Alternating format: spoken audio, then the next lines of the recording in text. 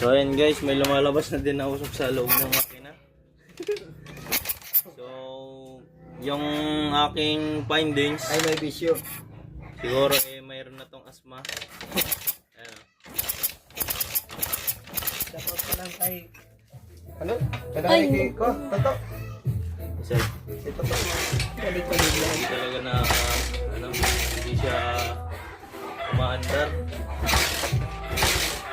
So kita naman ha, hindi pa umaandar, usok na agad.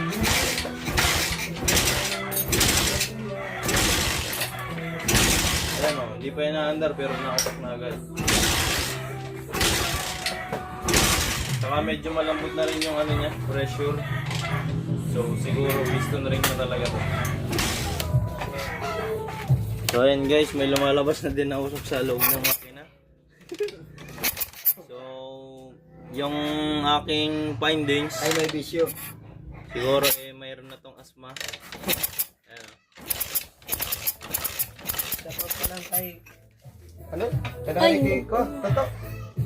Isa, Ato. tanggal natin yung mga bolts, yung pipe tsaka yung timing chain. So moment of truth.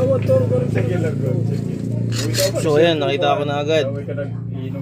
Isa sa reason kung bakit umusok na sa loob tsaka low compression, yung kanyang steel gasket or compression gasket ay punit na. Ayan, wala na dito, punit na. At isa pa sa mga main reason kaya bakit na yung ito yung reason kung bakit low compression or mahina yung pressure nitong motor. Pero yung umuusok, ang main reason nun is yung valve seal or either piston ring na. So tanggalin na natin tanggalin din natin itong block. Guys. Ips.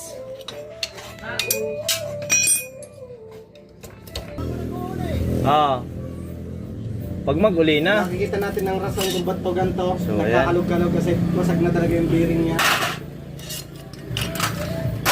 At nga pala, kay buli-buli gang. Ay, hindi ako mga ilaw. Muli ako galing bigas-bigas wapon. Rap-rap. pag-ibo mo ngawan. Bukas Dominggo ngawan. Uy. Galing kami sa trapwal, tamo din sa mga di natapos ko bernis. Yan guys.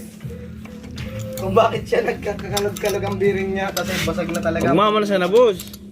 Sige, balik, gumapa no. Nagbalik. Basari ka. Kailangan mo na, pamamlo na ako. Pamplona ka. Wala.